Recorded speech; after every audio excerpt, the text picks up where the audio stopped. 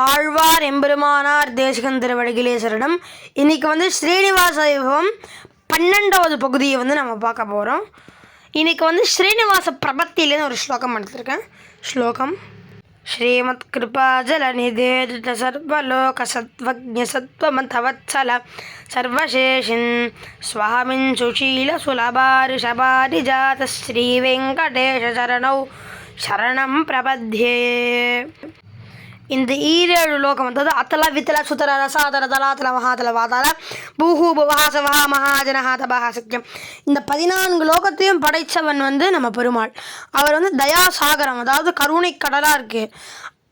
தன் பாதத்தில் வந்து சரணடையக்கூடிய பக்தாளுக்கு கேட்டதெல்லாம் கேட்டதோட அதிகமாக கொடுக்கக்கூடிய ஸ்ரீனிவாசனும் தயாமூர்த்தியாக திருமலையில் விளங்கின்னு இருக்கார்.